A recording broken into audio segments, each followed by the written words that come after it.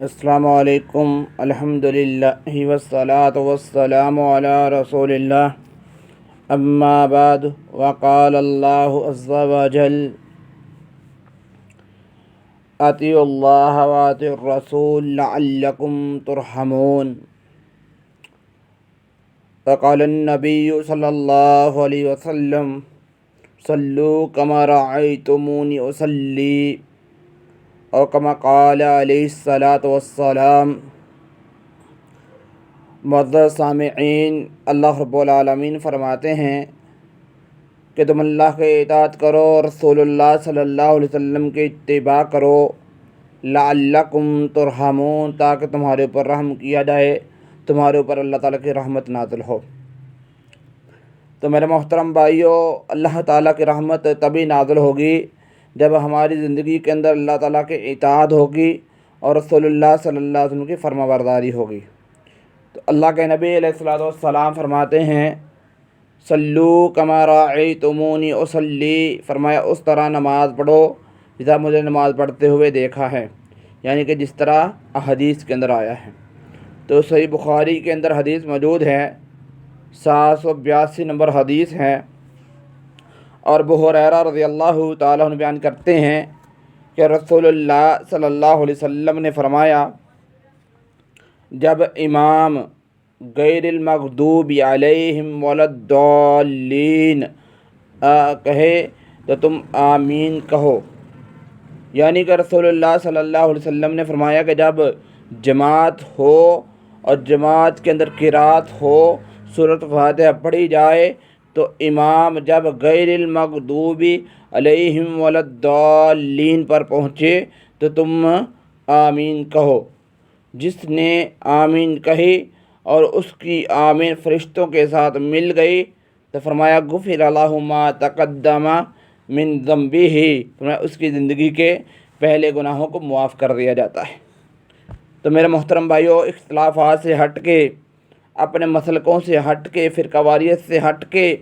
ہم نے حدیث کو سمجھنا ہے، اللہ کے نبی صلی اللہ علیہ وسلم کے فرمان کو سمجھنا ہے، کیونکہ اگر ہم اللہ کے نبی علیہ الصلوۃ والسلام کے فرمان کے مطابق نماز پڑھیں گے تو ہماری نماز ہوگی۔ اگر ہم نماز پڑھیں اپنی مرضی کی تو وہ ہماری اپنی مرضی کی نماز ہوگی، رسول اللہ صلی اللہ علیہ وسلم والی نماز نہیں ہوگی۔ اور اس حدیث کے اندر رسول اللہ صلی اللہ علیہ وسلم یہ فرماتے ہیں کہ جب جہری نماز ہو، یعنی کہ جس نماز کے اندر قرات کی جاتی ہو، امام صاحب قرات کریں، تلاوت کریں، تو جب اس جملے پر پہنچیں غیر المغضوب علیہم ولا الضالین تو فرمایا تم آمین کہو، اور جس نے آمین کہا اور اس کی آمین فرشتوں کی آمین کے ساتھ مل گئی، فرمایا غفر لہ ما تقدم من ذنبہ، اس کی زندگی کے پہلے گناہوں کو معاف کر دیا جاتا ہے۔ یہ حدیث صحیح البخاری کے اندر ہے اور 782 نمبر حدیث ہے۔ اسی طرح ابن خزیمہ کے اندر بھی حدیث موجود ہے، اللہ کے نبی محمد صلی اللہ علیہ وسلم نے فرمایا کہ یہودی مسلمانوں کی دو چیزوں سے بہت زیادہ چڑھتے ہیں، ان کو تکلیف ہوتی ہے یہودیوں کے مسلمان جو دو کام کرتے ہیں، ان دو کاموں کی وجہ سے، ان دو کاموں کے کرنے کی وجہ سے جو مسلمان کرتے ہیں اور یہودیوں کو تکلیف ہوتی ہے۔ فرمایا ایک مسلمان جب یہ کام کرتا ہے، افش السلام، سلام کو عام کرتا ہے، یعنی کہ آپس کے اندر جب ملاقات کرتے ہیں تو مصافحہ کرتے ہیں، سلام لیتے ہیں، اس چیز سے یہودیوں کو بہت زیادہ تکلیف ہوتی ہے۔ اور دوسرا عمل جو مسلمان کرتے ہیں، جب وہ نماز پڑھتے ہیں اور نماز کے اندر غیر المغضوب علیہم ولا الضالین کے بعد آمین کہتے ہیں، اس پر بھی یہودیوں کو تکلیف ہوتی ہے۔ تو میرے محترم بھائیو، یہودی غیر مسلم ہیں، اسلام کے دین کے دشمن ہیں، اس لیے ہمیں اپنے دشمن کو تکلیف دینی ہے، اذیت دینی ہے، تو اس لیے ہمیں اللہ کے نبی علیہ الصلوۃ والسلام کے اس فرمان پر عمل کرنا ہے۔ اور جب ہم پڑھتے ہیں غیر المغضوب علیہم ولا الضالین آمین، تو اس سے مراد دو طرح کے لوگ ہیں۔ غیر المغضوب علیہم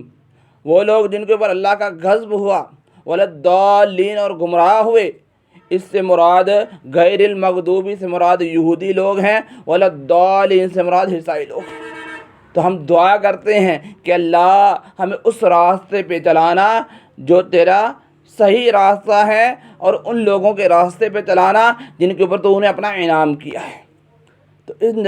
کلمات کے کہنے کے بعد